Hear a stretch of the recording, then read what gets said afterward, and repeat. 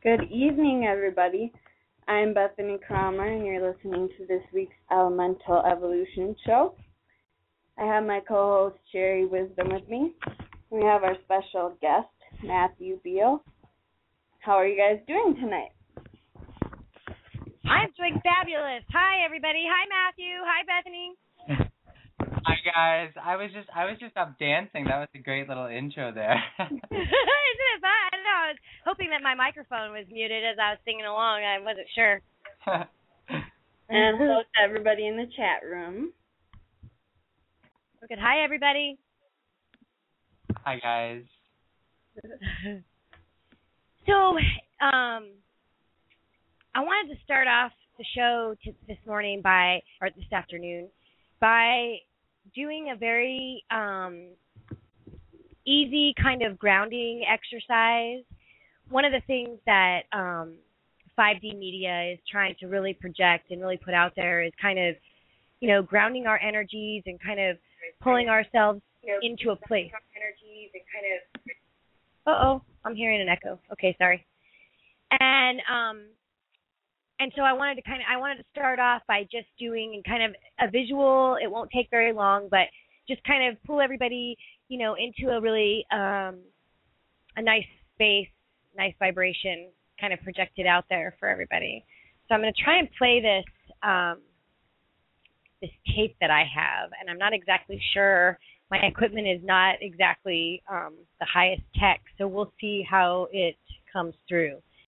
But let's see.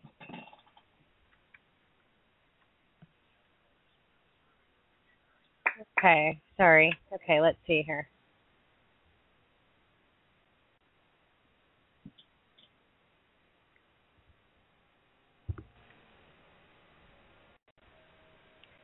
And so what I'd like everybody to do is just take a second, take a couple of deep breaths, kind of check in with your body.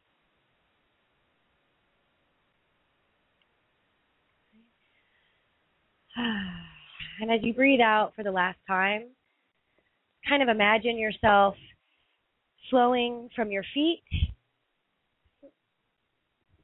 all the way down to the center of the world, the earth, right? Connecting into the center, and then allowing the vibration to come back up through the body.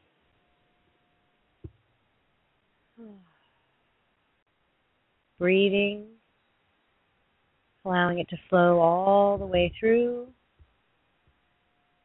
And then imagining like a funnel above your head, just projecting it out into the universe.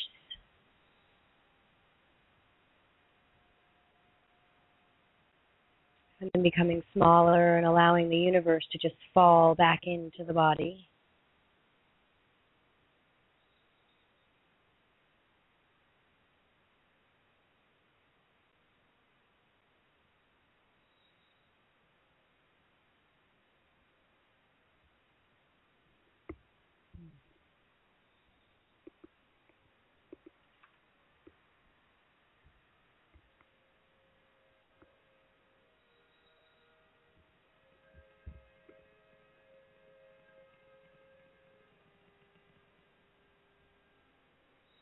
Okay, now just kind of bring yourself back into the consciousness of the body. Right, just kind of notice what's happening. Take some deep breaths. And again, welcome to Elemental Evolution. So, in doing these kind of exercises and kind of bringing us all into a really open space and kind of clearing out whatever's happened for us during the day or the morning or whatever time zone we're in, it opens us up, I think, to listening to new ideas and maybe contributing to, what's happening in the collective. So how have you been, Matthew? How was this week for you? Oh, I'm doing so. Thank you so much for that little grounding exercise. That was so lovely. Thank you. I'm doing really good. This week, actually, I have been focusing all on grounding my energies, really working with my lower energy bodies. So really trying to ground my root chakra and work through some blockages in my sacral and my solar plexus. I'm more kind of sometimes dreamy and up with my higher energies using those ones, and I have a tendency to I have trouble sometimes getting grounded and feeling that connection with the earth and with matter. So around these times, especially over this past week, I've really Spirit has really just been guiding me, saying, you got to get your roots in the ground, number one, so then you can really spring up and do the work you're supposed to do. But it's really important to really check in and get the physical, get the foundation in check, so you're sturdy and you're stable and you're secure. So that's what I've been doing. I've been doing a lot of dancing, some Kundalini yoga, really just letting go old thought patterns, blockages, moving through stuff with my family. That's really been my focus, really making sure that I am internally guided and not worrying so much about the external world, I guess. Nice. And I think a lot of people are starting to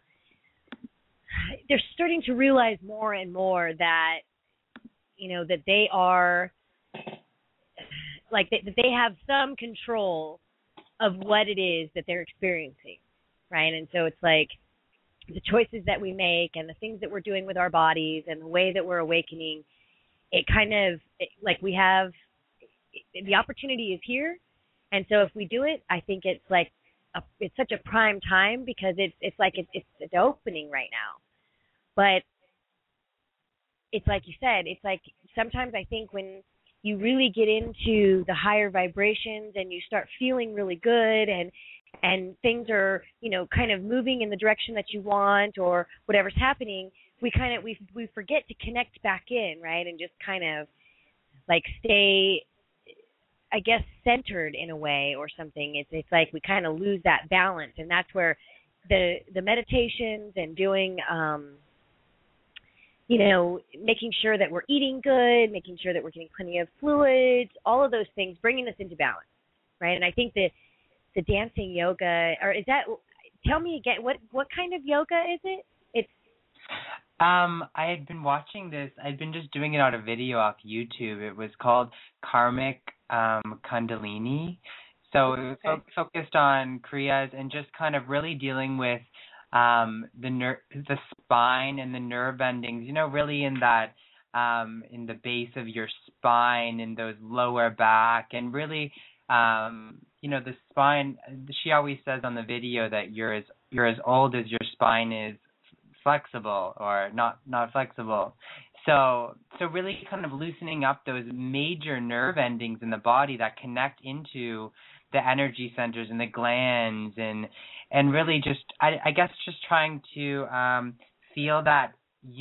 feel unified in my body, how all parts are working together. Okay, I'm feeling in the flow, things can kind of come in and go out. Yeah. So, yeah. And I get, and it's so, like, we had this, Bethany and I had this discussion about Kundalini, because I think a lot of people have a misconception, right? A lot of people just think that Kundalini is like a sexual energy or a sexual kind of, like, vibrational thing. And because it's from the base, right? It comes from a place that's, and it probably does, it causes arousal or whatever it is. But when you're actually manipulating the Kundalini and you're rising it up through your body, and like you said, like actually learning to stretch and move and releasing the tensions that are built up throughout the physical of the body, that is the flow. That is, like, if you can vibrate at that level, that's where you're creating from your being. Yeah, it's very much dealing with, well, I guess the potency of, the sexual energy would be the high.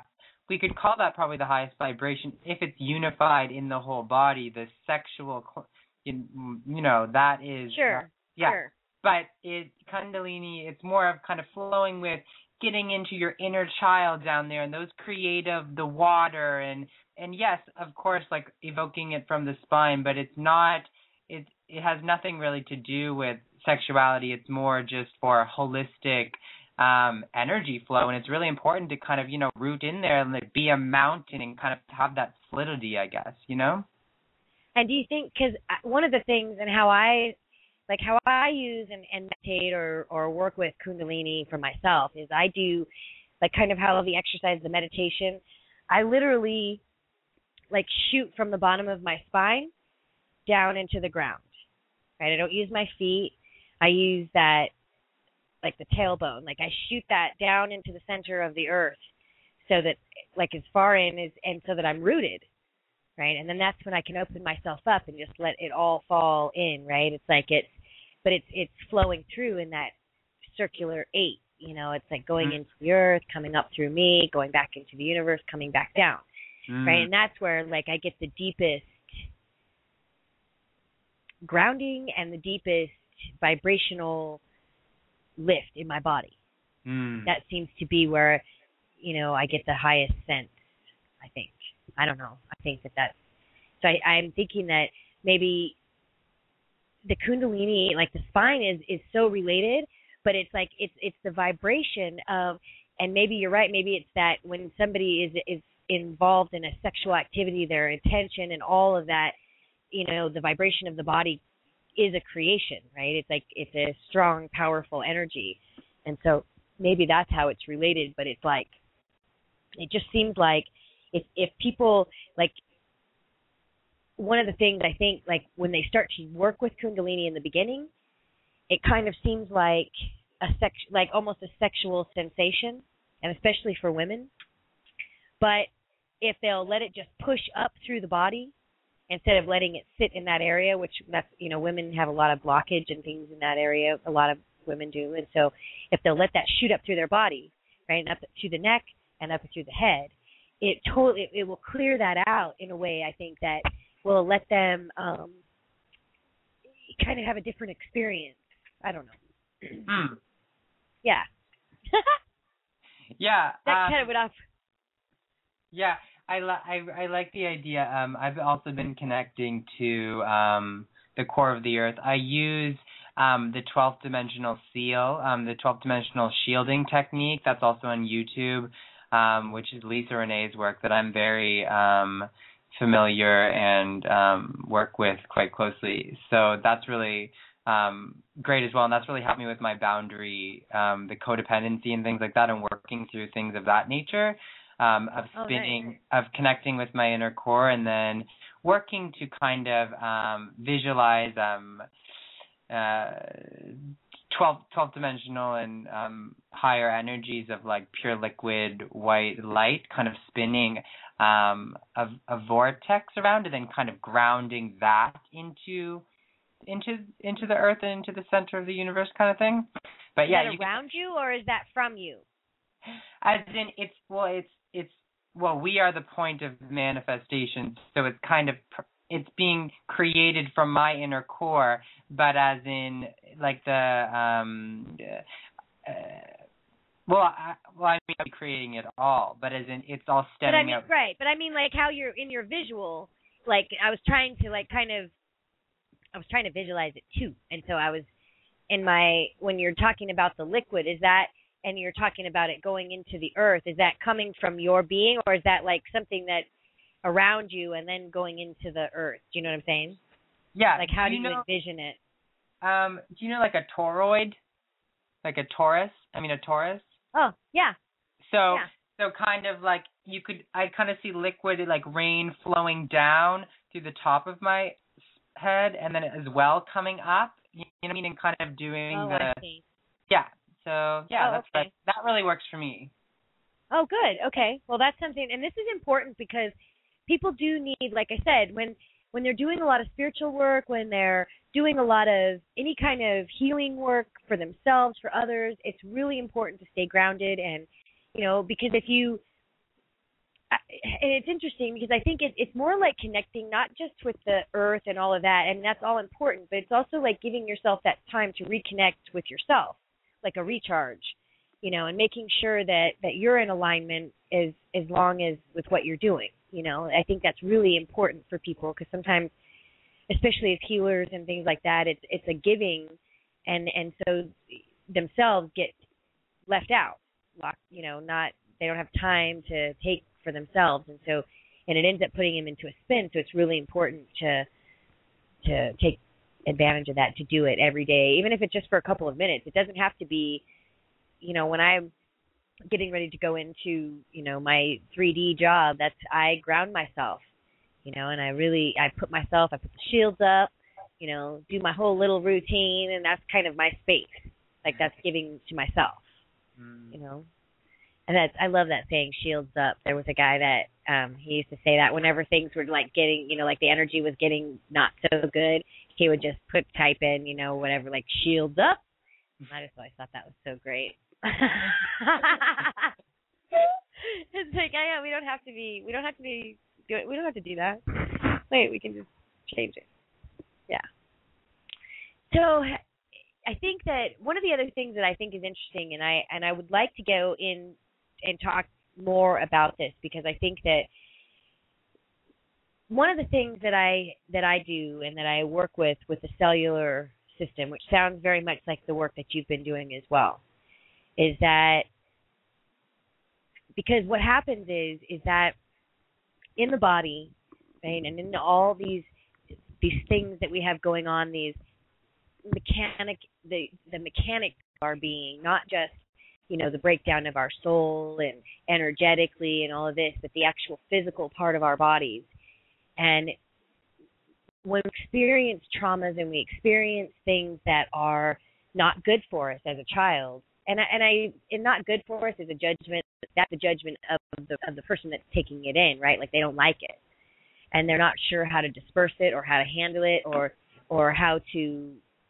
what to do with it, and they envelop it, right? And that's where, when you're talking about like going in, the main chakra kind of open up and like spreading the light throughout the body, it's because those spots are held, right? Like those vibrations, those energetic traumas that we hold, that we have, and it can be extreme. It can be where people have been totally abused, or it can be simple.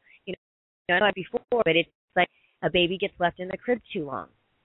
In that time, in that reality, right then, for that baby who doesn't have any clue that there's a past, present, future, like they don't even, like, that's not even a thought.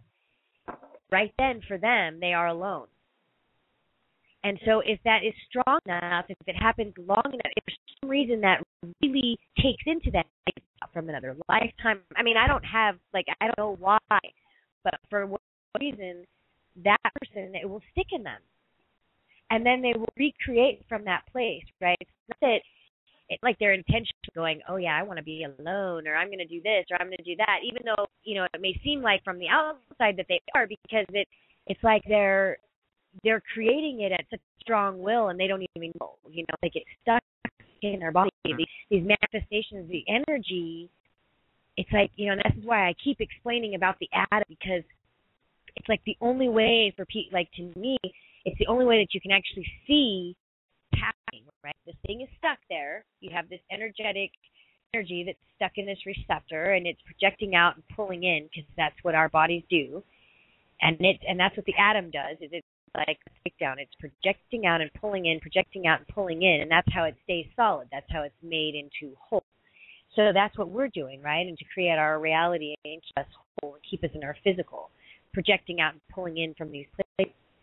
And if we don't clear them out, then we are living them, right? It's like we continue to project it out and pull it in. And so we may not even know that we're projecting it out, and then here it comes again. Like, here comes, whatever that is, whatever that story is, the shitty job, the sucky boss, the yucky boyfriend, the yucky girlfriend, whatever it is, here it comes again. And here it comes again.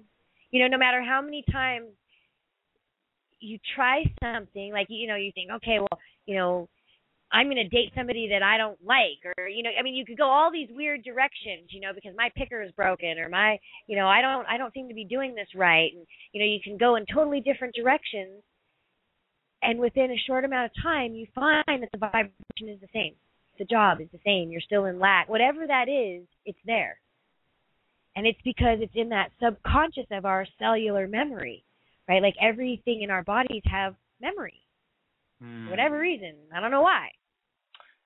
Yeah. But, I mean, it's like we're kind of all cosmic filtration systems. And when we're in childhood and, you know, our parents were raised a certain way, their parents were raised a certain way, their parents. Exactly. So it's kind of like the genetic bloodline, the DNA that you inherit when you incarnate into the planet. So you kind of have that. If you had karma, it's kind of, we can call it karma, which is just kind of like energetic charge, I guess you could say. Right. Energetic right. charge. I get it. So you I have like that. Yeah. plus whatever charges that you kept inside because you could not process or they could not flow through you organically. So you held on to those, and then by not looking at those, which can kind of I kind of look at it as just kind of like inorganic matter or like a shadow. I call it like a shadow over like this. A lot of people have referred it to as that, like a shadow spot. And it's, so that's interesting. Yeah, so go ahead. Yeah, and that's exactly it. And it's interesting that you say that because it's also energetically the way that I see the body, whatever vision you want to call it, the places that hold the most emotional, like wherever somebody has an injury or wherever, whatever it is, it's like as soon as I touch into that place, the emotion is what comes out immediately. Right? It's like what jumps out because that's what that's what made me believe that that's the manifestation of illness. Right? It's like, and what happens, and so I started studying it, and I started researching it, I started trying to find out, like, you know, like how that was possible, and it's like the study of the brain, and the study of the receptors, and the study of all these different things, and it's like, putting it all together, it comes down to, for me, that before the brain is developed fully, things hit the body because the brain is like it's an awesome computer, and when it's completely to get together and it's all running properly and it's all function, you know, it's like it's not missing pieces of whatever. It's like it can handle things in a totally different way, right? It can manipulate the body, it can control things in a different way. That's why like mantras and things like that for some people do work. But it's like somehow during these primal ages in a child's life, and maybe even in the womb, maybe, you know, I don't want to say for sure, but I believe that's probably true, that energetically these things stick in the body. And it's like that's then as they grow older, it's like the confirmation of the universe is like it will continue. Like as they're projecting that out, the universe is going to always say yes. So whatever that is, I'm alone, I'm afraid, I'm this, I'm that, whatever it is, doesn't seem to be the good stuff, right? It's like it's coming back every time, and that gives more affirmation, and then it becomes like more solid, and that's where the darkness, right? Like when you're talking about the shadow, it's like literally like it becomes more dense to me in my vision, and it literally becomes dark. It's like because there's so much matter, as opposed to where the other parts are flowing free, you know, like I can see the energy flowing. So it's interesting. Yeah. So I kind of went on a tangent with that, but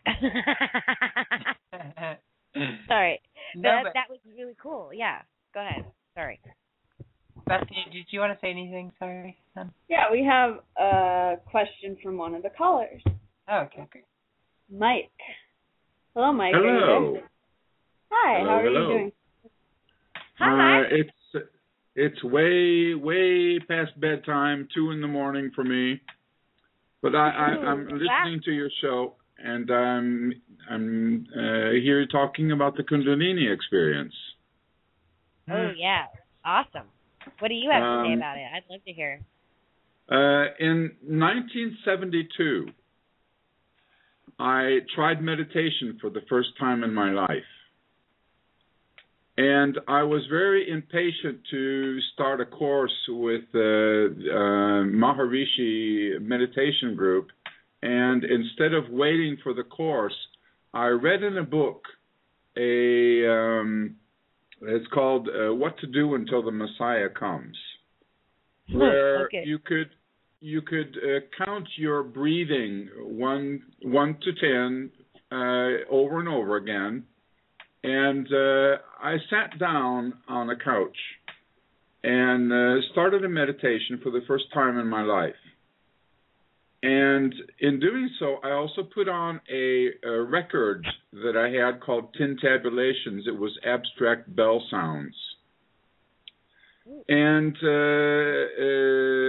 it's pretty much like singing bowls, because I have about 11 singing bowls today that do the overtones.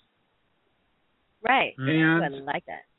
After 20 minutes of counting from 1 to 10 over and over again, I quieted my mind to quite a level, and there was a tone in this recording that I had that started a resonance in my body. It just started to vibrate, and I kept with this vibration. And lo and behold, I had this vision. Remember, this is the first time I ever meditated. I had this vision of a cord that was my spine. It was blue in color, and there was this orange or red ball that was going up and down, up and down, up and down. And this resonance just increased to such a level that you can only call it orgasmic. And it lasted for 5 clock people minutes. People are calling it that. That's why people refer, I think, to the Kundalini in that way, is because it is such an intense vibration, right? It's like it rocks the whole body. It's more than just good, right? It's like it's a really, and you're right. Like, I think you're practice it. Like, you were so, like, to me, you were so fortunate to hit that the first time, like, because then it mattered if you did it again for a while, you had the reality of it, right? Like, you tasted it. No way you're going to live that. I think. Is that true? The thing that happened, though, is that after 5 minutes of this experience where I thought it was going to burn up, I just keeled over and went to sleep for 60 minutes. And after that, I was up for 3 days and nights without sleeping, and I was high as a hawk, clear as a bell. Yeah. And it was a sound that initiated the Kundalini experience. Really? And okay. For the listeners that would like to try and duplicate that, I would suggest listening to overtones and different vibrations of bell sounds that can be had. Okay. And I haven't been able to reduplicate it, but I have made some meditation tapes where other people have had their Kundalini experience from the same kind of bell sounds. Sweet. Okay. And I did no thing like grounding. I didn't know what grounding was all about. It just happens. Right. Yeah. Go ahead. I'm sorry, Matt. Oh, I was just going to say that's really lovely, Mike, that you were in a state of allowing, because I guess what we're speaking to just kind of techniques too. We don't really need to do anything exactly. It's being open for that force to just flow through you as you, and that's really beautiful that you were so open to that. That's so great. Well, and I think it's fascinating becoming too the singularity itself. That's when you become the singularity. Oh, and that's exactly, holy crap, that's exactly what I have been talking about with this time right now. So do you think, I think what's happening to people right now is that there's a merging going on, right? That's why the Kundalini is coming up. That's why all these questions are coming up. That's why people are searching all of a sudden that have never searched before, or, they've searched a long time, but all of a sudden they're feeling they're getting it, or all these things are happening because it's like the masculine and the feminine are becoming united. And I only use those terms because it's like on the scale, right? Like being the scale instead of teetering on either side. And because that's the vision. Like when you're talking about that blue, you're like the blue basically like extended line, and then you've got this ball that's just running up and down it. Like it's, to me, that's like your essence. The blue is the essence of your being, your higher I am, and that ball is like your energy force of the planet. Like, bam, you just hit it. It was going up and down my spine like a yo-yo. It was so amazing. That's like, and I hope that so many people can experience. Like I've had a different experience with it, as far as like mine was more outside of myself, and even through me, and I was able to actually come to a place of like you said, of like a very high vibration, and then almost like and not be able to maintain it for very long, because the body is not used to vibrating that high. And so it's like it really I didn't sleep for a long period of time, but I did that night I think the next day I probably slept like close to 30 some hours. So I think that's normal, and I don't know, I always felt like too, like after something like I've only had that one time as well, and it was not as, I don't think I got to experience as much visual as you did, which is that's kind of weird, because I have a lot of visual, but I would love for you to, if you have time or if you're interested, I'd love for you to post some of the sounds that maybe you're familiar with on our on either the web page or on our Facebook page or something like that, so that people can, start listening and just practice, see where it's at. See what it does for them. I can do that. That would be really cool. That would be very cool. There's so much to talk about there. It's just quite amazing. Well, don't you think it's interesting that it's like, doesn't it seem like it's more now? I mean, maybe I'm just, more aware of, but it seems like, I mean, I have a 3D job, so it's like, and in the field that I work in, like this kind of stuff doesn't usually come up, but it has been lately. Like clients coming in and talking to me out of nowhere about stuff that that they've read, or things about aliens, things about just things that before now seemed so incredibly outrageous, and now they're like, oh, wait a minute, maybe this isn't so crazy. Maybe we are. I mean, we're made of energy. I have been very fortunate in my life to understand that what's behind it all is what I call higher self. I love that. Higher self-awareness is your magical personality. It is the spirit. It's not your soul. It's beyond soul. And right. When you are connected with higher self, it's in Hawaii. In Hawaii, it's called the Awa Makua, which is the utterly trustworthy, motherly, fatherly, parental self. It never fails you, and it doesn't make mistakes. And it's a reminder of who you are. Yes, and see, that's so. When I did the Kundalini exercise and I actually lifted out of my body, and I felt like the blue that I saw, I felt like honestly, I felt like it was like looking at myself, but in an energetic form. But it was that blue, light blue color that was just so profound that it was like breathtaking. And it was like literally, I felt like I was looking at myself. Like, I don't know how to describe that, because that does not define it. Like, it does not, like, looking at yourself is not right. Like, it was more like looking at myself and, like, really feeling, like, all of a sudden I just started bawling my head off, because it was like feeling a love like I have not felt on this planet. Like, but it wasn't a love from someone else. It was like really loving myself. God, that sounds weird saying it out loud, but it's like really loving myself. It was. There are no translations in language for the experience itself. It's absolutely indescribable. And yeah.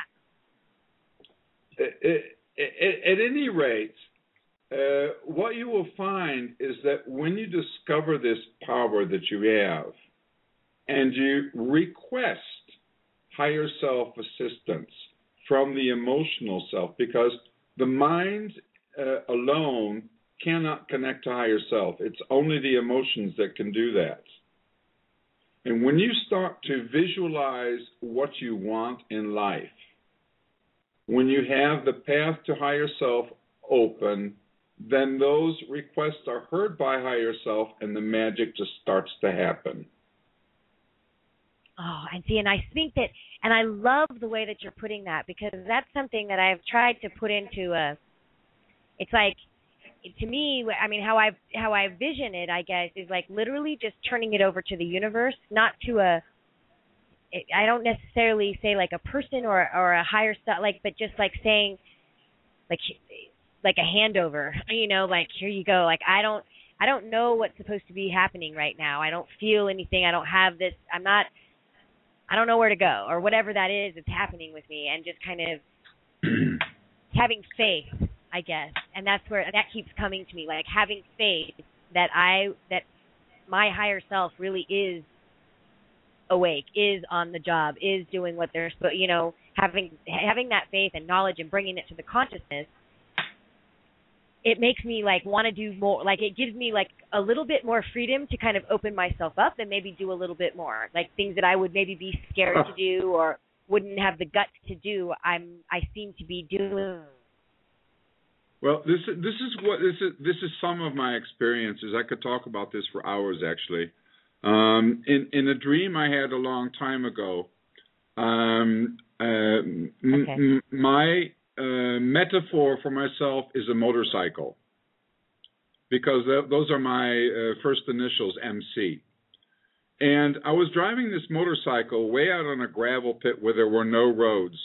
And all of a sudden, this white Cadillac comes up with all the world's antennas on it. It had everything.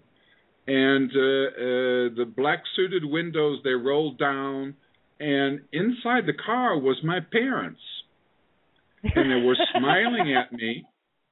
And they said, "We just wondered how you were. We haven't heard from you for such a long time." And that was, of course, higher self in the dream. And you, in the dream, can become our often higher self. And it's not connecting to higher self as something outside of you, because think of it as higher self-awareness, not higher self-awareness. Do you get it? You're exactly, and yeah, I do. Like, I really do. I think that's like, I think that's so dynamic too. It's like it's like breathtaking, because it is you, and you are it.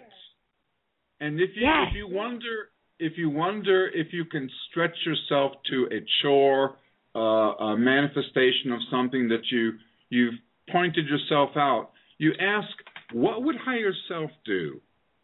And you'll get the answer, and just do that thing. We need to make a bumper sticker. Haven't you guys seen that? You know, like the other one. And now we can say, you know, what would your higher self do?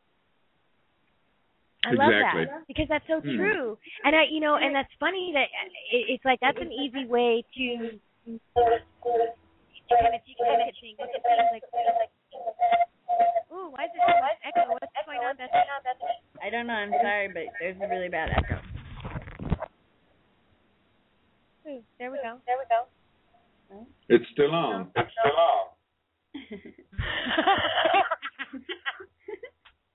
We're in trip now. Oh, Lord, myself. I love that. At any rate, in my examination of what higher self is, I found a lot of valuable information in the raw material, where David Wilcock has made a compendium on his web pages. I'm sure a lot of listeners are aware of that. And Yeah. I have found no diversion from the truth as the way I understand it from that material and what higher self really is. And that's For those something, that and want to I listen think, to that. yes, and I think that's, the more that we can get and bring in knowledge of what things are, the more people can expand and have acceptance of who they are, right? It's like we've been taught a whole string of things that are, and maybe for the time, I try and be very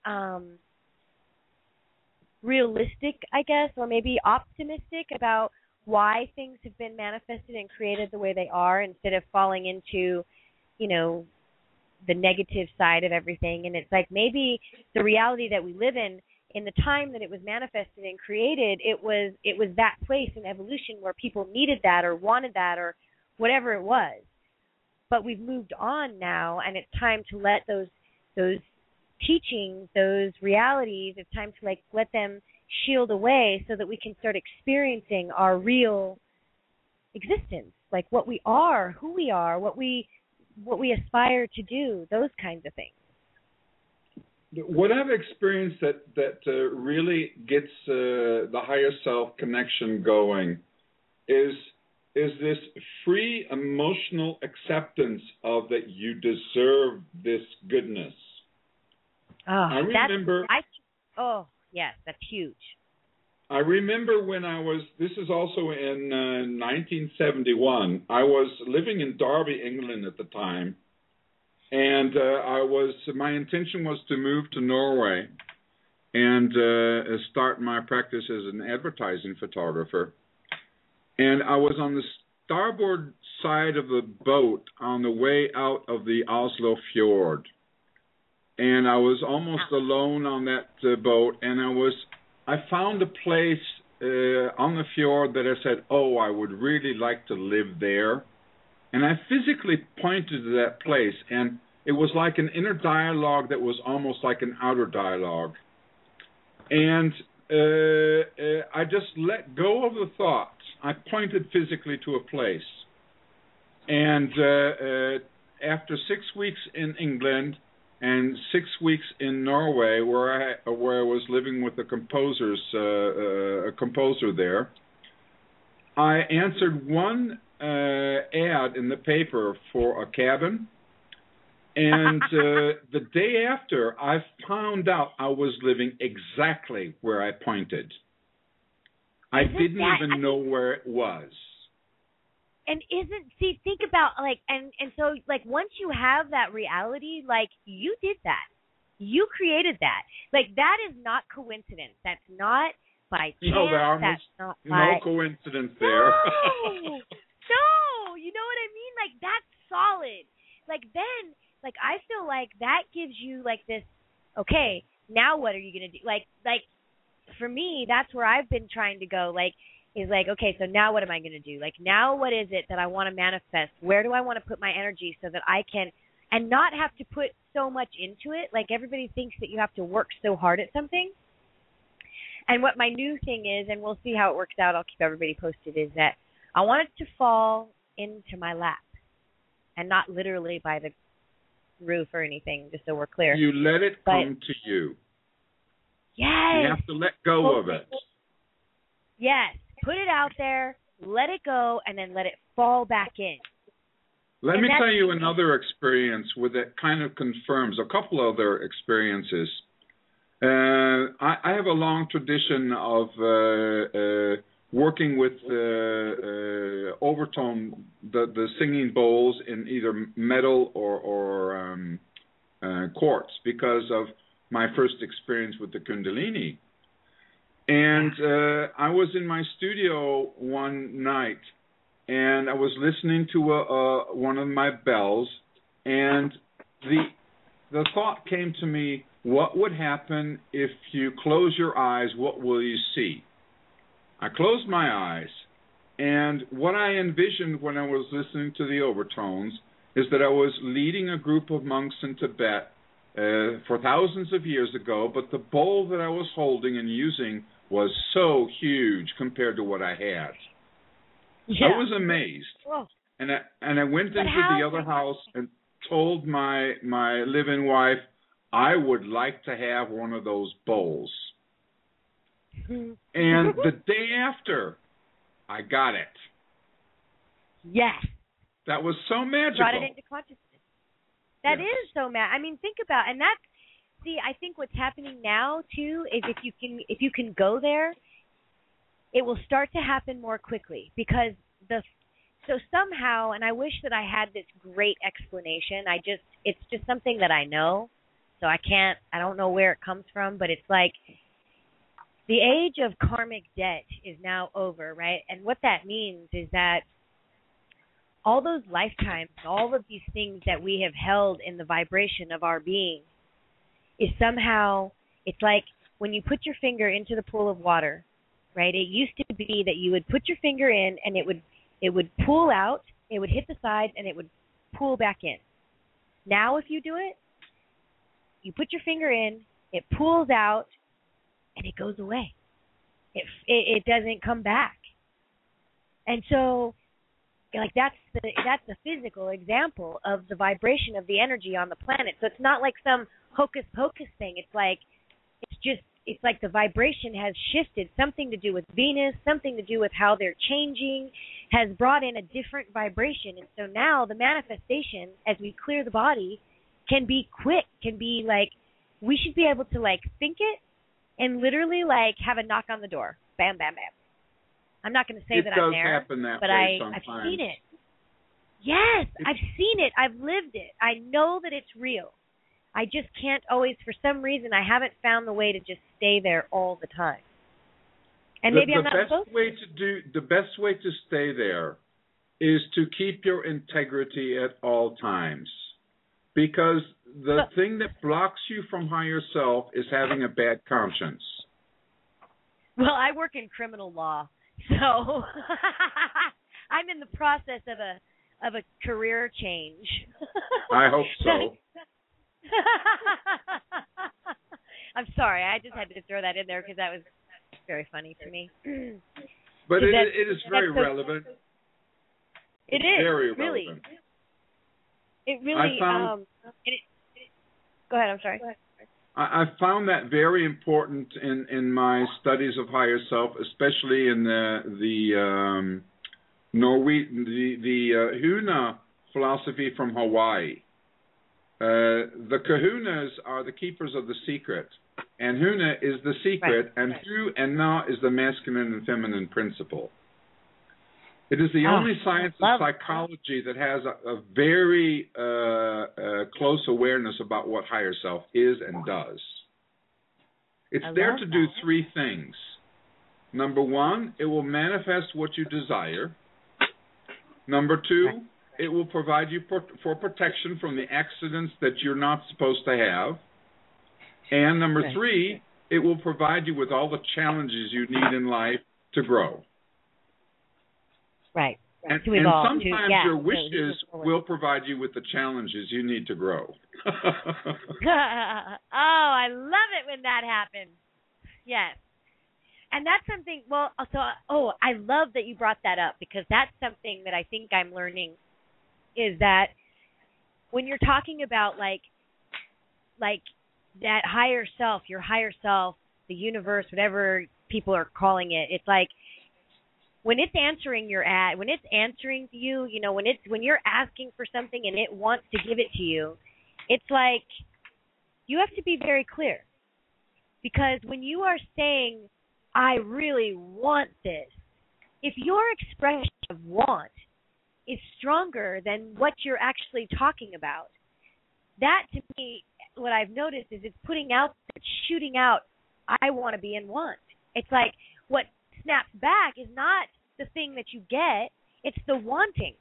It's like people just keep, like when they're in lack and they keep saying, well, I'm so broke, I really need money, and I need to do this, I need to do that. It's like that vibration of putting out lack or wanting is like telling the universe that that's the vibration that you want to be in, instead of having and stepping outside of it. And I would love to hear a way or a specific dynamic. I mean, I have my own way that may or may not work for other people, but where a simple way maybe for people to take a look when this is happening. I don't know if you... Well, my answer to that would be to be very clear in your intentions. Why do you want this? What is your intention for wanting this? Because if you let's say, oh, I want a girlfriend, you might get the girlfriend, but the girlfriend might be a psychopath because you need to learn about that thing. Right. Or you were, I mean, what I found, this is from my own personal experiences, I was really feeling in need. Like I really, really, really needed help. That was a big thing for me. And I put it out there all over the place. I need help. I need help. I need help. Well, I got help, but it was not the kind of help that I expect. It was like I brought in people that were more needy than they were helpful. Right? It was like that was how I got it. Well, that's asking for help from the outside in, isn't it? Yes, that is exactly what I got from that too. Is that it was like, wait a second, why am I? You know, it all had to do with this job transition and coming into this practice and doing this and doing that. Oh, I couldn't do it by myself. And then I realized I'm doing it by myself anyway. I mean, it doesn't matter. Nobody else is doing it for me. There's nothing, you know, that somebody else is going to come in and do that. It's not about that. But it was interesting that had to be really brought to my like I really had to have somebody come in and show it to me, like a piano, like a hit in the head, like bigger than the planet, for me to really get it. Because before that, I was acting like I was getting it. I thought I was getting it, but I wasn't. That's a really good point that you made there, though. That how we're moving to inner self-sustainability instead of giving our power away to something outside of ourselves, or looking to kind of have those old parasitic behaviors, I guess you could say, and kind of needing to feed off the source of another because we're not self-sustained within and we're not connecting to our own higher power. And being able to manifest what we need to do to serve our source, and I think that's so important that experience that you just shared, because I think so many of us still we think we're asking for help from the universe, but really we're kind of acting in a little bit of maybe codependency or coming from a place of need instead of empowering ourselves to be the masters, I guess, that we really are, and that we need to honor everyone else as being as well. Exactly. And it's learning. Yeah, it's a whole new learning, because if you think about it, like you're taught, I mean, I was taught very young, you know, a lot of different things, because I had both aspects, of course.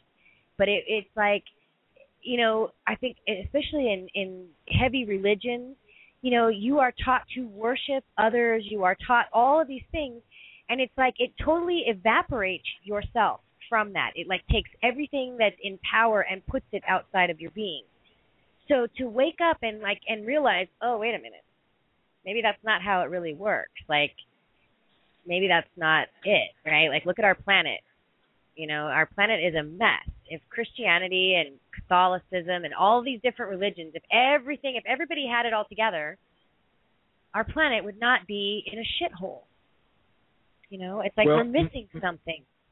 The thing that a lot of people are missing is that the inside and the outside reflect each other. And if you're complaining about all the conflicts, the false flag terror, and all this shit that's going on, I would request that people consider what it's like to false flag terror is when you're deceiving yourself. Right. When you're lying to yourself, when you're keeping secrets from yourself, you're doing exactly the same thing that the politicians are doing to us. Oh, I'm so glad that you are putting it that way, because that is exactly right. And that's something I keep hearing for myself, like the thing I keep hearing over and over is, as within is without. right? And I'll tell you, I mean, I've heard that now. It's going on like 3 years, and it's like I didn't get it at first. Well, till recently. Because I kept thinking that it was like, I don't know. I kept thinking, like, I went all different directions. It was food. It was this. It was that. It was like I fell into all these conspiracies. I did all these different things. And then all of a sudden, one day, it just, like, hit me. Like, wait a minute. Like, I got this total vision of, like, our bodies, if it were laid out, and not, like, in a gross way, but, like just, like, literally, like, you could see it as a laid out map, that it would look literally almost like the universe. And that, and anyway, like, that was so dynamic for me, and it just took me into this whole other place of, like, realizing when they say, and when it's been interpreted in every language and everything, that we are in the image of God, like, I just have to say, like, whatever that is for anybody, and whoever did that, they didn't fuck it up, right? Like, they totally did it right.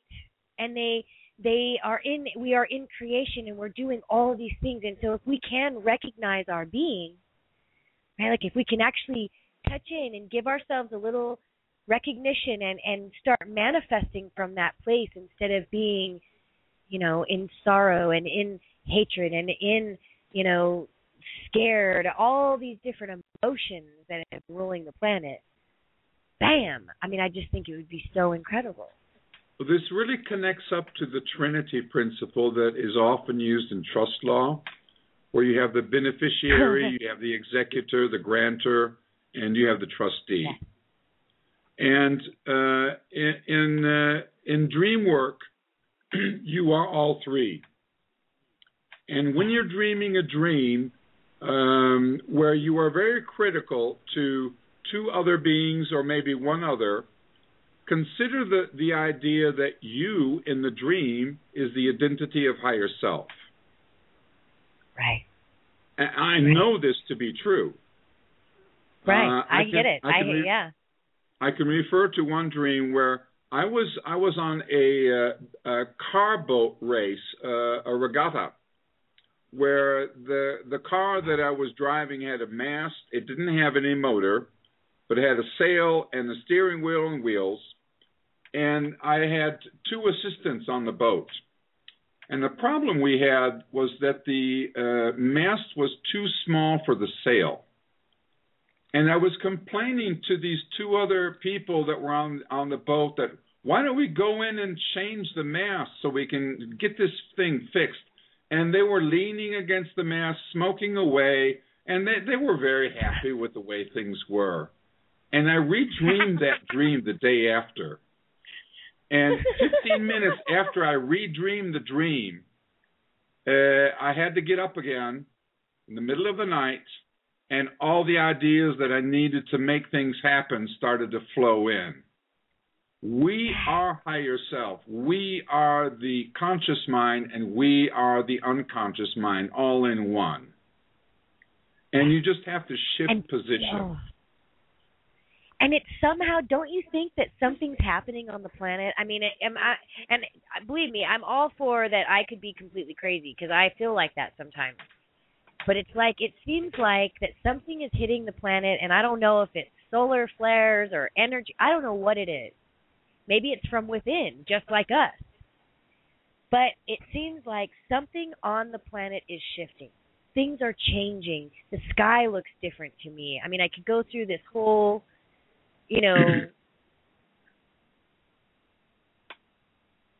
I don't know, like this whole dynamic of things, and it's just amazing to me to think that maybe are other people experiencing this too?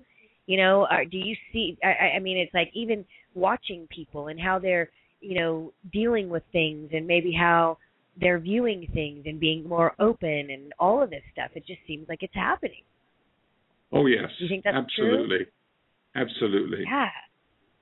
I'd like to read up a very interesting notice that I got last night. Actually, I'm trying to find it on my Facebook page. Let's see, where is it? The message was from Mr. Adnan Sakli, the global underwriter, and I have him on my Skype. We have been in conversation with each other about this transition for a long time now, and the message that he sent was so encouraging. Where is this? Where is this? Just give me a second.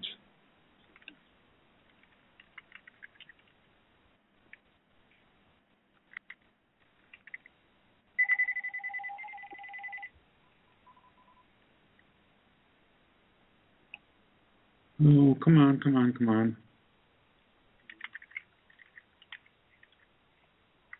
We're not in any rush.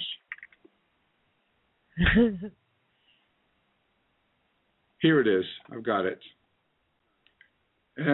Remember, this is from the owner of the global accounts. The universe and the dimensions are at the end of the fold, and all that is already there. And when the lights go out here, those that have grown in awareness will just cut out all connections to this dimension and not know anything of the filth that this world has created. The fold will remain whether this dimension of reality, as we know it, will ever exist again, or whether it would be allowed to have ever existed in the perception of the realities that it has created. The fruit of the trees has already been picked. Faith has its outcome. Faith and its outcome has been determined and achieved. The final cleaning of the energies and the spiritual realities have only a small percentage yet to be determined, and whether it would exist or not. The cycles of birth have taken place and evolved into second cycles, and the comfort of the dimensional plane is intact, like nothing before in the history of the universe, as big as the seed of our life. Evolution has completed in that plane. We have evolved past our known universe, and the spiritual universe of God is well and in touch with what is. We and those who are a part of this have become the real part of the ultimate spiritual creator. In Asian words, this is called melding, and we have melded to this new age and dimension. Our vessels are the least important portion of this passage. Our energies have moved and exist in at least 4 cycles of living dimensions. Isn't that amazing? And I know it's true. It is so amazing, but I know that it's true too, because that just is so. It defines so many of the things that I've seen myself. Like, I feel like sometimes, like when I was saying earlier, like I feel like I'm crazy, because I have literally, like, I feel like those dimensions that he's speaking of are actually like, it's the inner dimension in the planet somehow. And it's like I've seen it, I've been there, I've seen it literally fold out from itself. Like, I don't know how to describe it. It's like it's turning inside out, but it's not. And all of these visions that I keep having, he just described to me. Exactly. And it's pretty amazing. Everything is already created. The job is done. We've done the homework. We've done the work. And now it's going to manifest.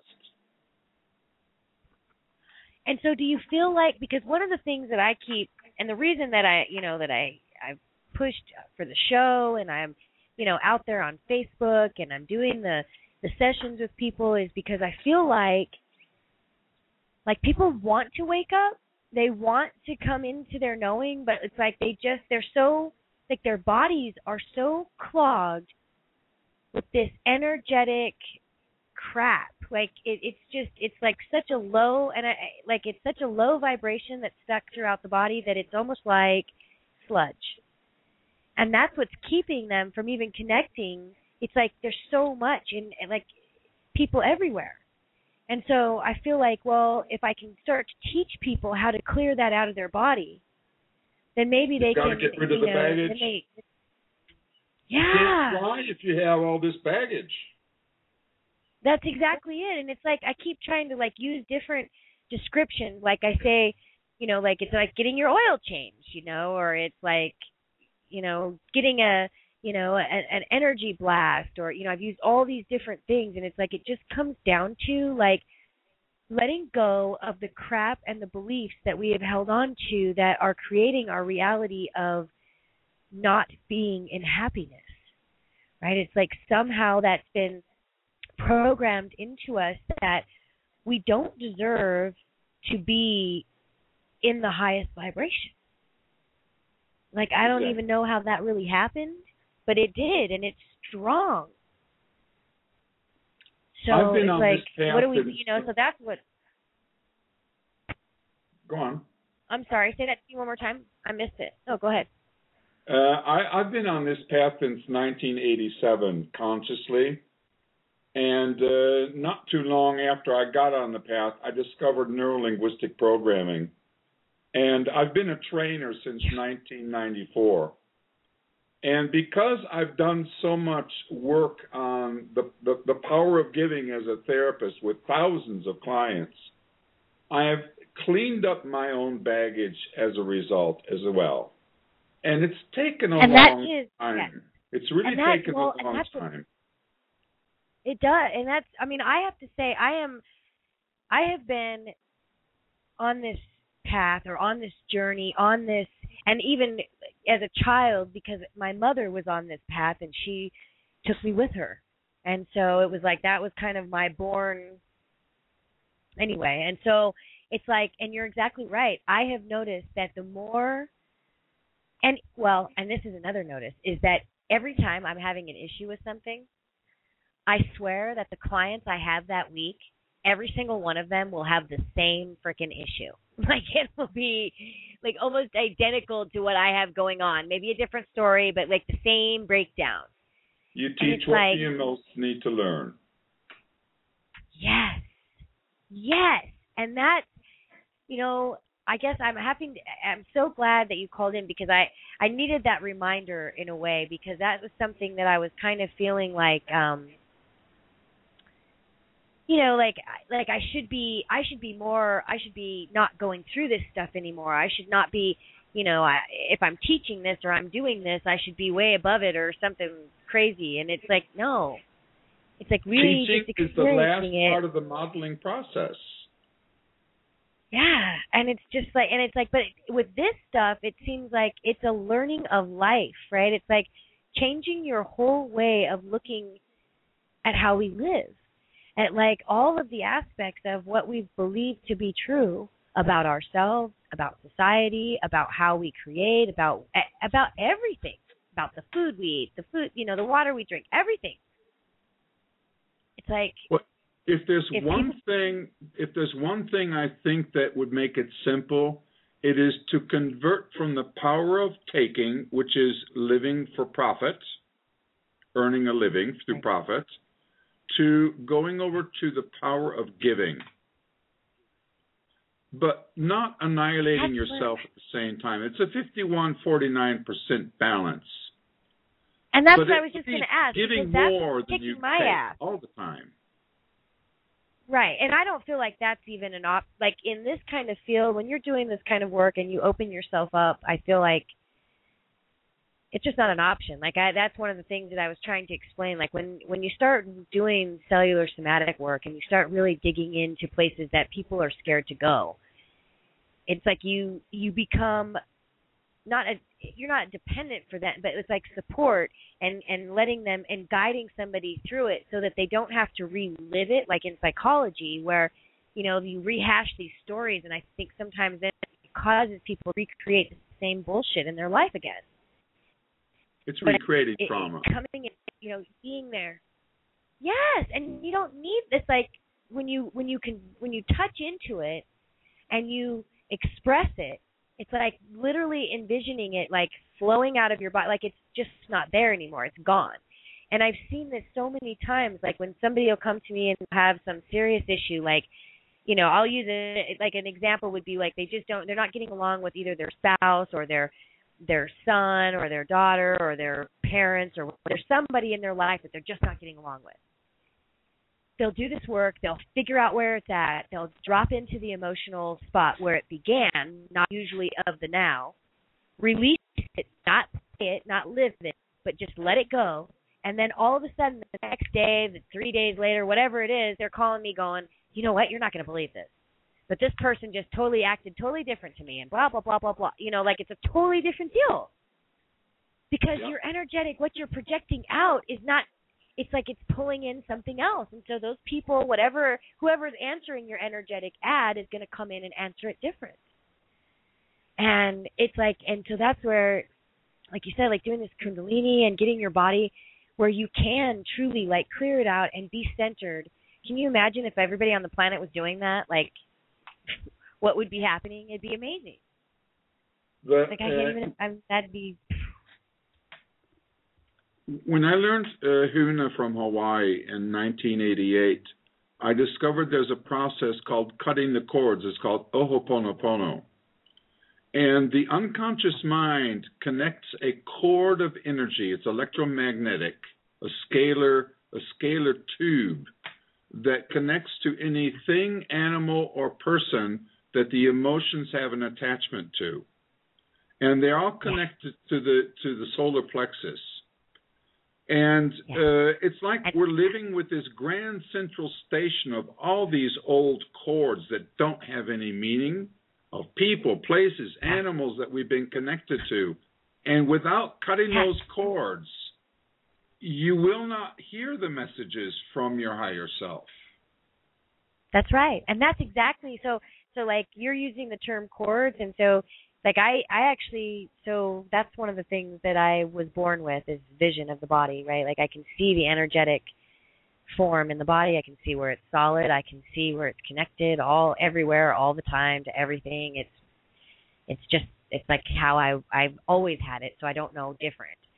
But it's almost like those cords that you're talking about, it's almost like those cords they're spread out, and then they're also spread out like internally through the body, and internally like into places where all of a sudden that's where there'll be a solid spot, right? And that's where I believe that's where whatever that person's holding on to, the reason that it's manifesting is because it is connected into that cord, right? It's like its existence is actually part of the existence of that being.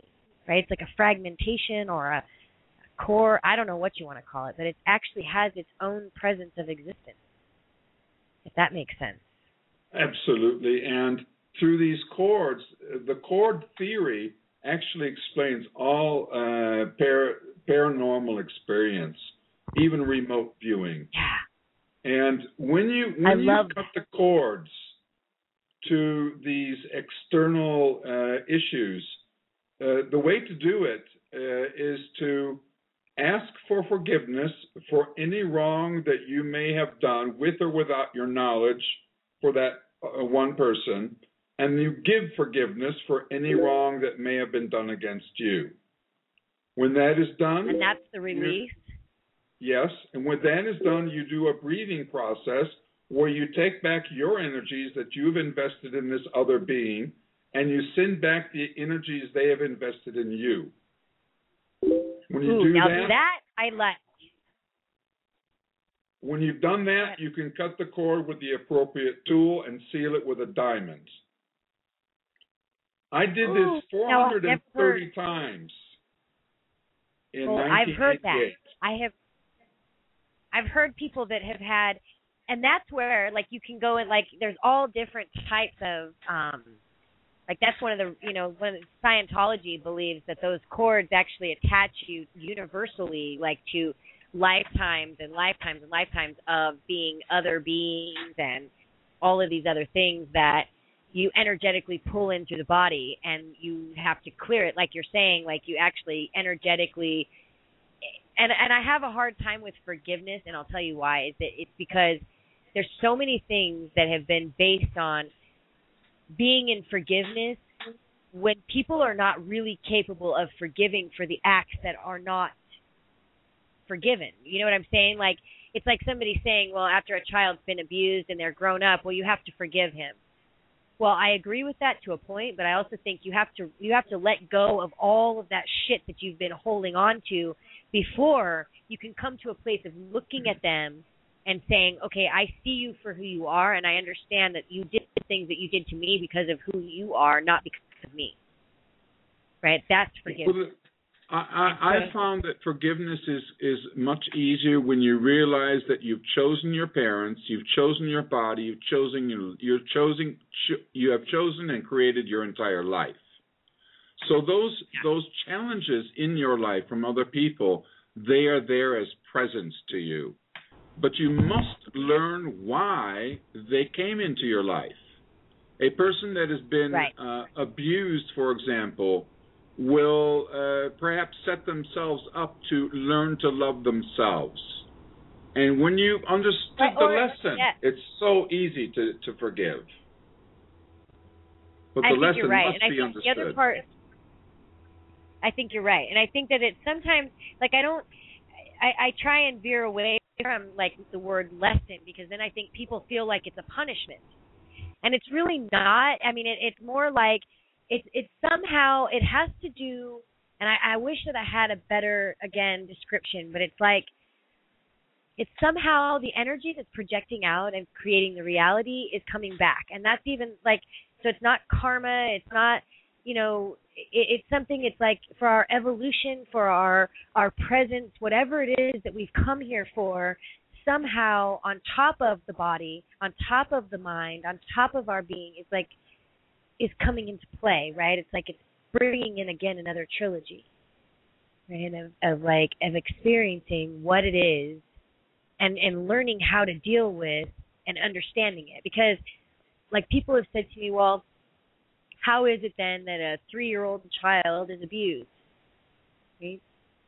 Well, there's got to be some, like, so to me, that definition, I'm not going to say that it's an empathy, but that definition is that somehow in the vibration of the womb, or possibly as a young, you know, like an infant, they experienced the vibration of abuse and took that on as what life is.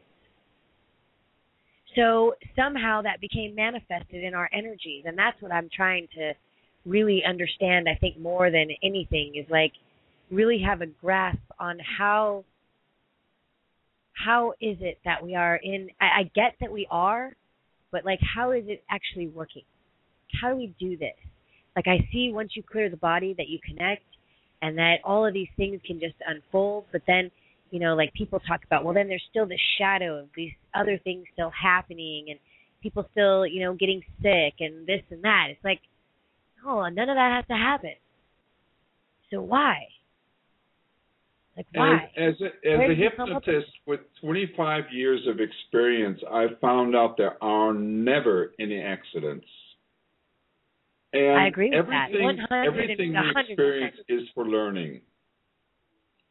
Yeah. It's all for learning. Do you think it's learning, or do you think it's evolving? I mean, or are they the same? That is evolution. Yeah, I agree. I think you're right. I think some people don't have that definition, but I think you're right. I think when you can expand yourself, which that's exactly what this is. This is beyond what people have believed to be true, right? Even though it's been around, like you were saying, it's been around in the 70s, in the 80s, 90s. It's just now where people are actually even really understanding even the things that they're throwing out there. Exactly. It's like it's all coming together, you know. And it's, I mean, I remember I was a young kid, and I remember a lot of different things that were going on, you know, and any new age thing that came in, my mom was there because my mom was searching, and so I got to go and search with her. And I hated it as a kid. I hated it. I thought that was the worst thing ever, and I thought she was such a nut job. And then as I grew older, as I became an older teenager, and as I became in my 20s, I realized that she had given me like this fantastic toolbox like this awesome, amazing toolbox of all of these great skills that I had learned and practiced throughout my whole life. And I thought it was just, you know, the way that it was or different things, but now I'm realizing that that's what's coming into play now. Well, like you requested your mother. People. You requested your mother. She was the perfect one for you. She was. It turned out really good. But you only know that after the fact.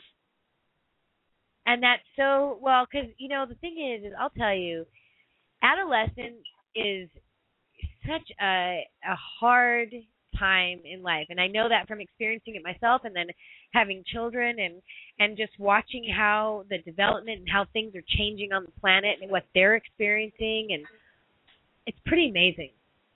It's all, like you said, there's no coincidence, there's no accident, and it's like the children, I think, are evolving before or maybe even more so than the rest of us. Like they're coming in with it. Right? It's like knowledge and vision and things that other people probably wouldn't even recognize. Well, you probably want to consider yourself a wanderer, and we've come in 3 generations or more. And the ones that are coming in now, they are more prepared for the 4th or 5th density shift than most people. And they're there to serve the purpose of showing the way for those that are not from that level. Yes, and I think that is so exciting, and I've seen that already. I mean, I've had the vision. I've had this vision now for some time, and so it's like I foresee, you know, that there's going to be I see a lot of the lights that I see on the planet. I see them extinct. Like there's going to be a lot of lights leaving the planet. Absolutely.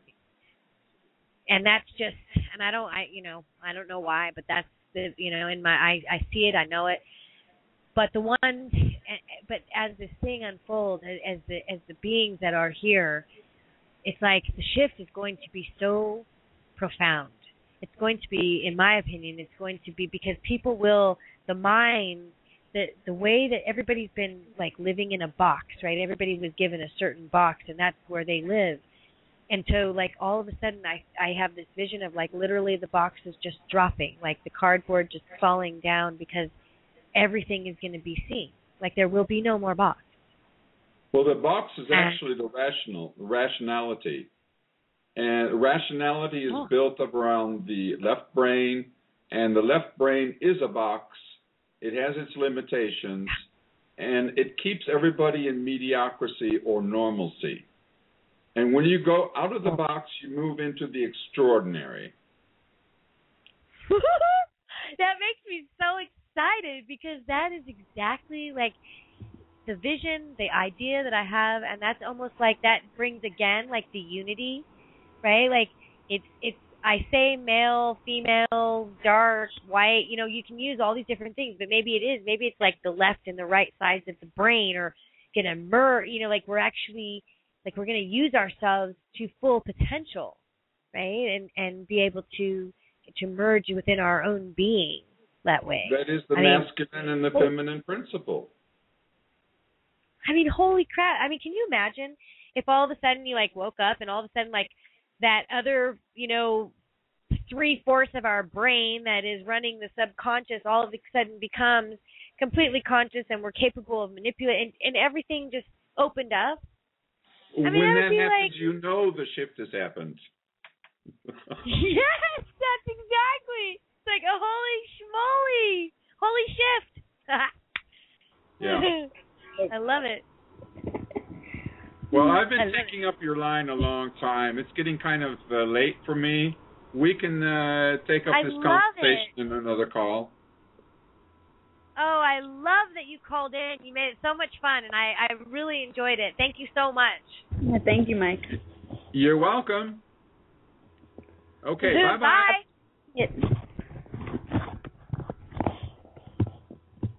So I think that it's amazing that, you know, we kind of started out our show with, like, you know, doing our meditation kind of grounding and then talking about things. And I'm sorry that Matthew had to go because I think that he definitely brings in a good perspective. He's very open and really has some good things to talk about. But it was really like that was great because Mike really brought in some things that I think people have question about, don't you? I mean, like we've been talking about the Kundalini. Yeah. Mhm. Yeah. I mean, what do you? I mean, it's like, and the questions that we had. I mean, I feel like I got a lot of good information, and there's. It kind of explained more. Like I think you and I had heard at one point, like, oh, well, be careful if you rise your Kundalini and you do this, it makes you crazy or this and that. And yeah. that's so not true. Yeah, right. And that's just so not true. That's like that is just not. That's not of truth because it's like he was saying. It's not like all of a sudden you're becoming your higher self and that makes you loony. Like you're already your higher self. You're already what you are. So it's just like it's a merging of consciousness, like an awakening of consciousness. Yeah, remembering. Which is, I mean, I don't think that's going to make you crazy. Not any crazier than we already are. Nope. Yeah. And so, and that's one of the things. So, like, doing the cellular release and getting these things that are stuck in our bodies, and I hate to even put a title on them today because it's like, it seems like every day I'm understanding things a little deeper or a little more, and so it's like maybe it's not just an emotional trauma, it's like the vibration, the holding that gets stuck throughout the body, but it's like it's actually generating something physical in the body that it's like, like when we were talking about and showing the pictures of how water, like when you put a certain word on it or whatever, it changes. Yep. Well, so if that's what's happening in these places in the body, right? Like it's just got a yucky, like something bad, like there's something yucky written on it. Mhm. Right? Like clearing that out, clearing those spots out, clearing out those places. I mean, it just makes sense that your body's going to run more clear. You're not going to have sickness. You're not going to have the same crap that you've been experiencing because it's like clogging everything up. And we're made. I mean, the body. I know that I read somewhere, and I hate to be too specific because I could be wrong, but I think it's every 6 years, every single cell in your body is completely regenerated. So I thought it was quicker than that.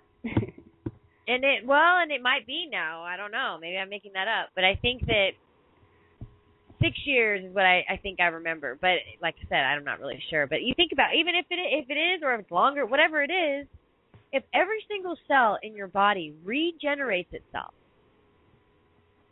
why are we sick? Right? Because it's not just like it's not like it just duplicates, right? It would be different if it duplicated itself. Yeah. Right? But see, somehow that's what's happening.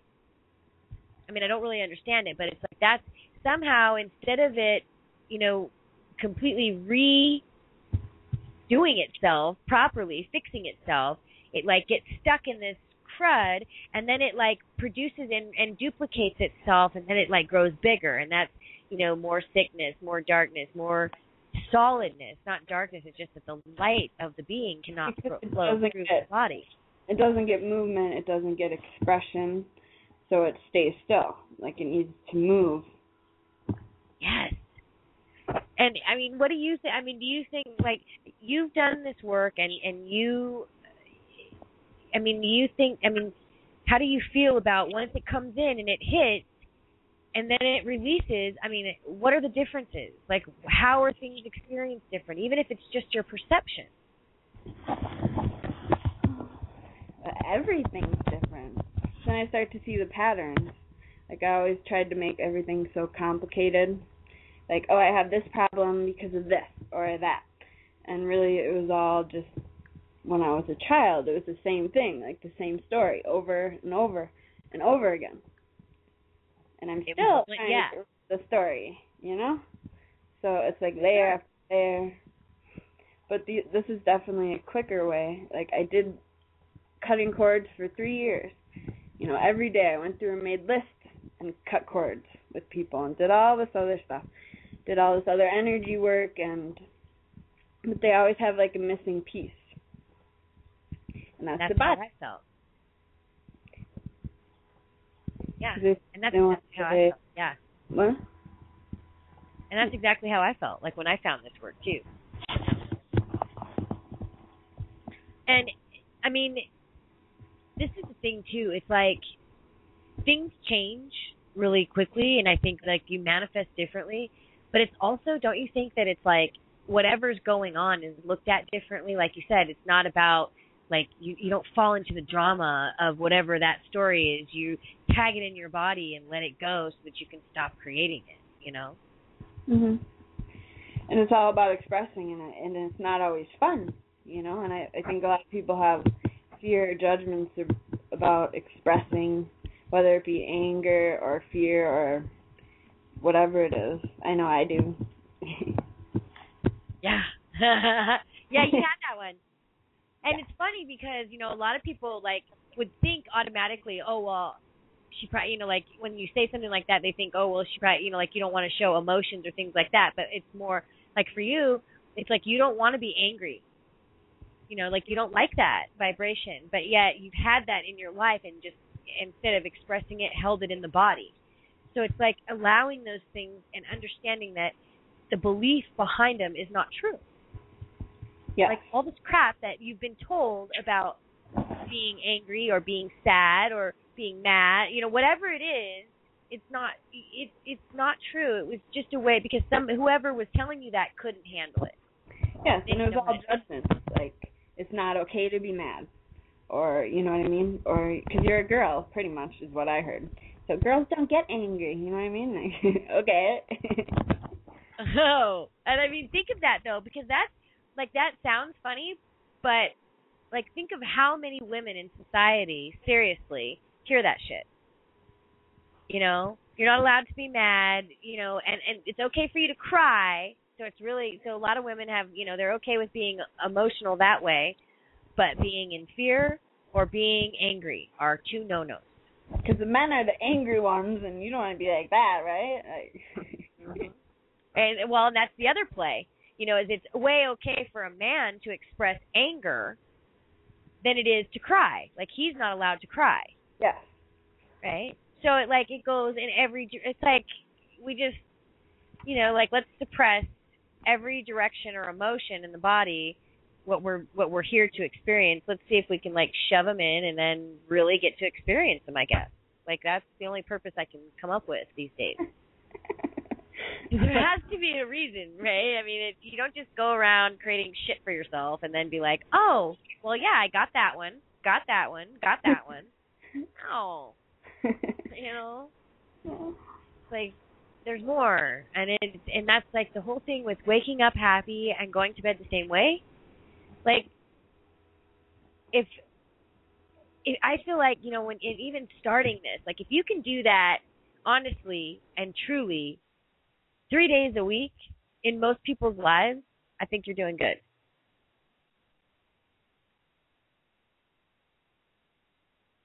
Only 3 days? Well, because the thing is think about how many people go to bed happy and go to bed the same way. I mean, go to bed happy and wake up the same way every day. Like, think of the, you know, I mean, especially people who have to get up and go to work or go to a job that they don't really like or deal with things that they don't really like, living situation, whatever it is. When you wake up to it, like you can, you know, maybe you go to sleep nice or maybe you don't or maybe you wake up, you know, it's like throughout your day. I'm not saying that your whole day is like sucky, but it's like you're not waking up feeling like excited about what you're living in and where you're going. About life. Yeah, I know. Yeah, right. And if you're not, then, yeah. And so whatever, if you're not, I mean, like, if you are, then I think you've got it. Like, go. Like, do whatever it is that you're doing times 10. But if you're not, right? Like, if you're not living there, like, this is a way, clearing out the body, making connections, doing these kind of things, the meditating, giving yourself worth as far as substance and making sure that you have fluids and, you know, taking care of your being like you would if you loved yourself. Yeah. It's another whole part of it, right? It's like a whole change of perspective. It's like taking a look at all those things that we believe true about ourselves, which here's what's so ironic is that the people who gave us the wounding, they probably didn't even have the same perception that we took on as truth. Right? Yep. Like, exactly. you know, you'll take on that. Yes, because it's like, yes, that's exactly it. So it's like, you know, like one of the things is, I was thinking like, so the mom says, you know, like, well, you did that, like there's something, like they cooked something or did something, and the mom comes in and is like, well, you did that all wrong, and blah, blah, blah, blah, blah, blah, blah, blah, blah, you know, whatever the situation was.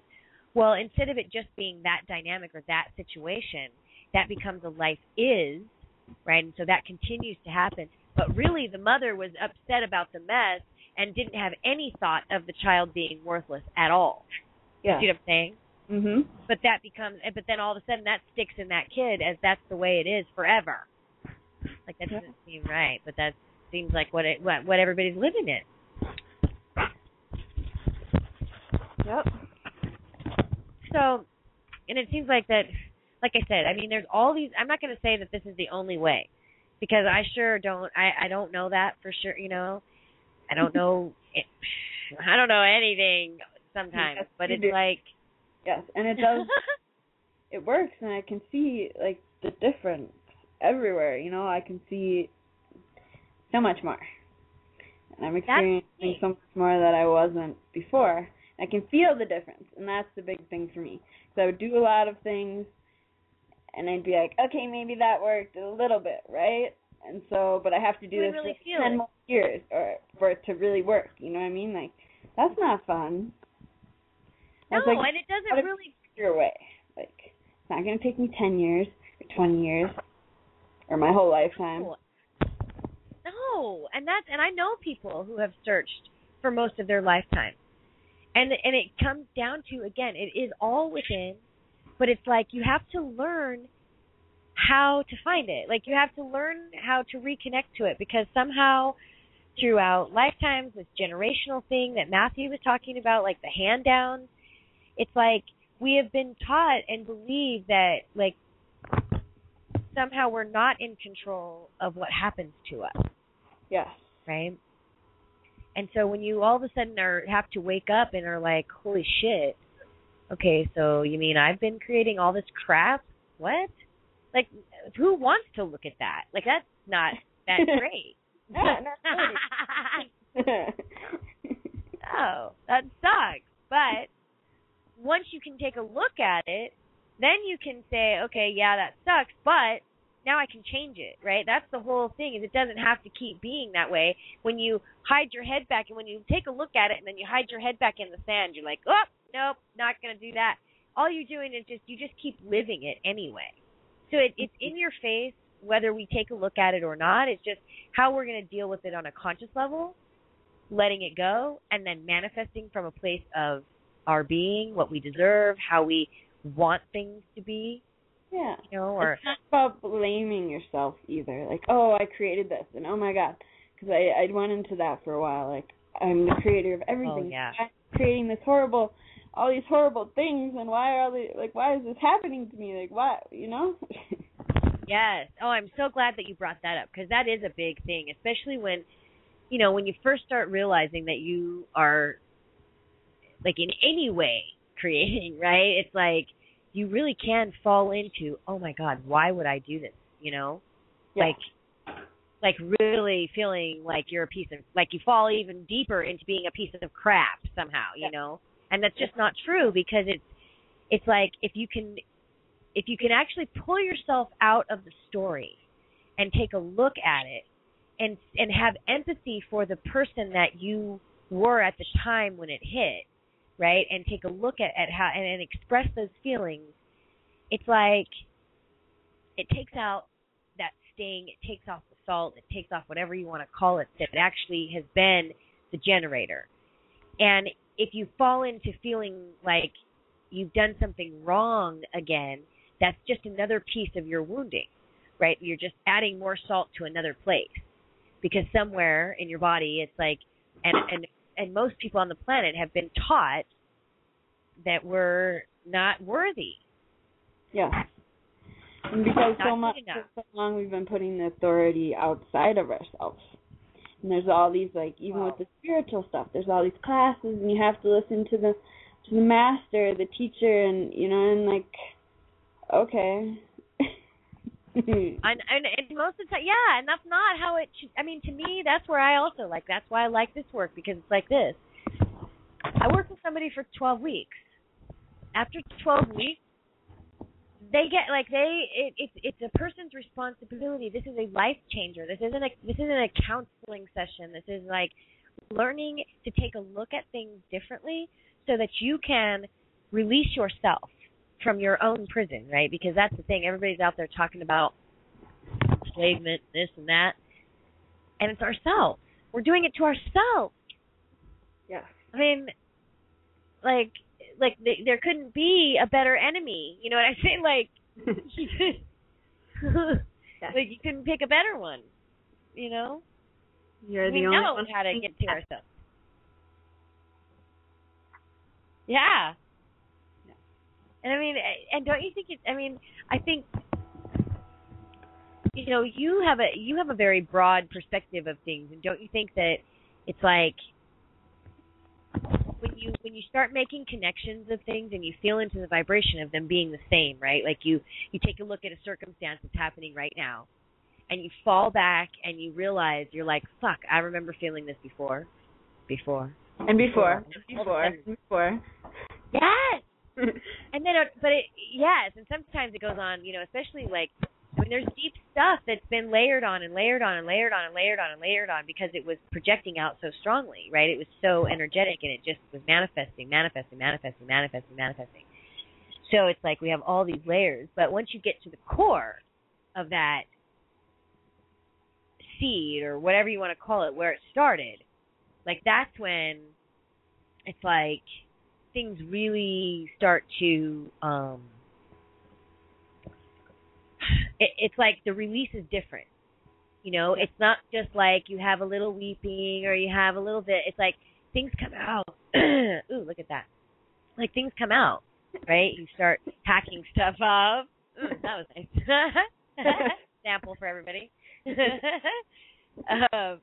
Or like I make this joke, which I wasn't going to say on the air, but I think it's kind of funny. It's like just my goal is to either make people cry or make them throw up, because those are the things that like people hold so much in their bellies, right? And that's why there's like people think it's because of the foods they're eating and all this fat and all this and that. Which I'm not going to say that. I mean, the planet has come to a place of eating crap, but it's like if everybody's running around feeling like a piece of shit, well, what do you think they're going to create their food to? It's like exactly, right? Yeah. It's all in manifestation of what we're creating. Yeah. Yeah. Like what we're seeing, like even like and I post stuff about McDonald's and different things because it's like amazing to me that they have these huge conspiracies at one point about McDonald's like killing all these cows in the Philippines and destroying the rainforest and all these things. And then we find out that they're not even using real meat. Like, what the hell? But it's like, on the other hand, again, it's a reflection of how we all are feeling about ourselves. Like, I think that's a good example. Like, are we real? Like, what's going on? Everybody's running around in these 3D suits, going to work, coming home, doing what they're supposed to do, going to bed, waking up, going to work. It's like, holy shit. Like, no wonder we're eating cardboard. Yeah. It's sad. I see it as so much suppression and so much denial that it's created all these icky looking things on the outside. That needs to go back to the core.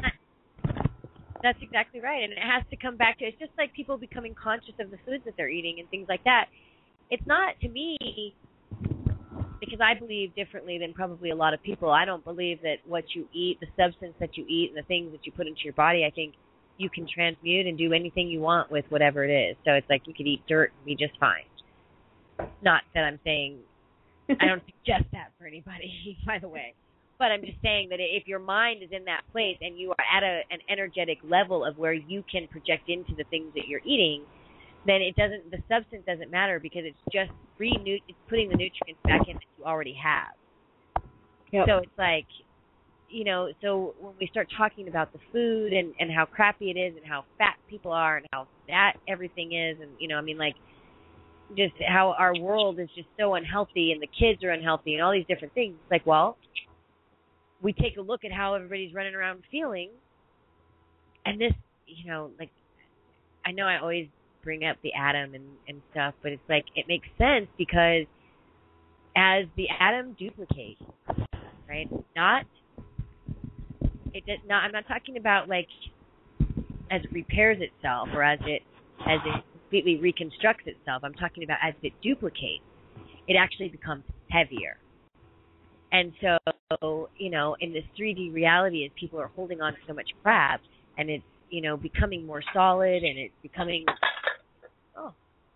heavier, I think that it would make sense. The kitty came in. So I think that the body it would make sense as the atom becomes more solid, right, with holding whatever it is, that the body would become heavier. Yeah. Right? Like more weight as far as even fat or whatever you want to call it. Mm-hmm. So I think people really need to take a look at their health life, because before I would get sick all the time, like before I started the healing and clearing the, processing emotions, which was like 3.5 years ago, but I would get sick like all the time, like at least every few months, something like that. Now it's like I don't get sick ever. Never have to go to the doctor. I don't have any problems. Like that way. I still have some problems, but but you're not sick. I mean, and think about that. Like, that's really substantial for people, because that's something that, people have been taught for so long that, well, like they have something wrong with them, you go to the doctor and you take a pill. No. Or, you have to have a surgery. Yeah, but that's, you're right. Like, you just hit it. Doesn't work. No. That's what pressing it and denying even more, instead of listening to the body and what it's trying to tell you. Because we are so used to thinking that we're supposed to fight, like fighting against something, you know what I mean? When really our body's just trying to say, hey, you need to take a look at this. Like a warning, you know what I mean?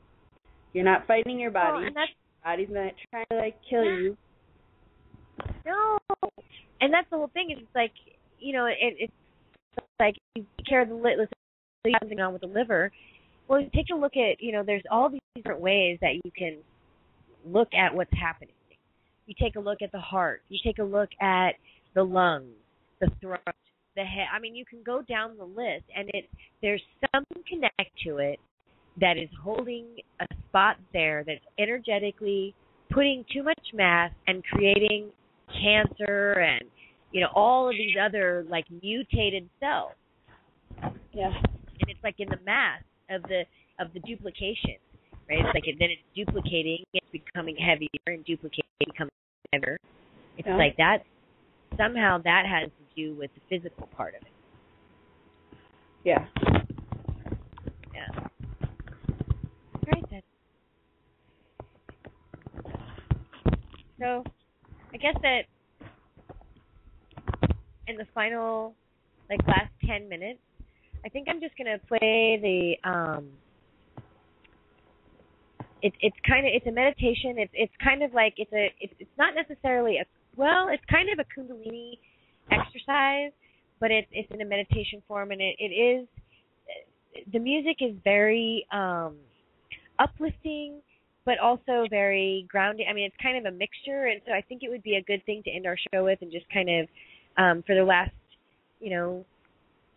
maybe only 6 or 7 minutes, just kind of play the music and let people kind of meditate on what we've talked about, and maybe trying to do some of the connecting in with their body and kind of grounding in and reconnecting into source, your higher self, the universe, God, whatever it is that you want to call it, and pushing forward and hoping everybody has a fantastic week. So let me start that, and then we'll finish up. We'll say goodbye before we Okay, finish. sounds good. Let me start this. Yeah, this will be good. Okay. I'm so fancy now with this thing. Let's see. Maybe. I say that, and then I won't be able to get it to work. You can do it. Let's see. Uh-oh. Okay, I may have talked too soon.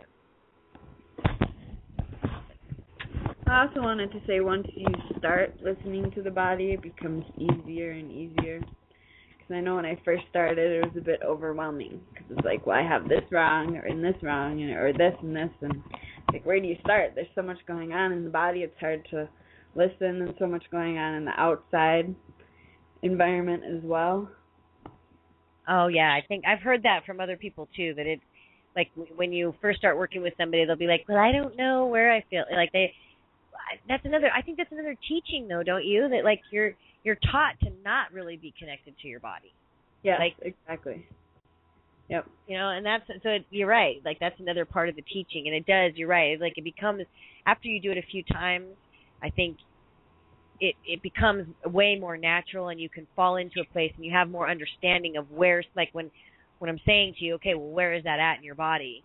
You're not like, well, what do you mean? You know, like, it becomes more clear, you know? All right. Yeah. Well, all right. So I'm going to try. Go ahead. I'm sorry. It's okay. The body wants to help you. It wants to heal. It doesn't want to be holding that icky vibration. It wants to let it go. Oh, I think you're right. I think that's why I think that's another part of, like, getting sick or doing different things, or, like, that's why it's projecting out and pulling in, right? It's like it's trying to release itself, and the only way it can do it is by allowing you to, like it makes sense that it would be trying to have you release the emotion by experiencing it again, but instead somehow it's like it just adds another layer. You know what I mean? Mm-hmm. Like, that's not, it didn't happen quite the way I think that it was supposed to, but maybe it is the way it's supposed to. Maybe that is all part of the experience of emotion. Well, it seems like maybe that was. Well, it seems like it wanted to be first time, right? So it didn't get expressed. So then it comes back and wants to get expressed again, but it keeps hitting some sort of denial or some kind of judgment where it can't. So it's kind of like layer after. I don't know. Does that make sense? Yeah, it does make sense. That it's just being suppressed again. It's like it's not really ever allowed to release.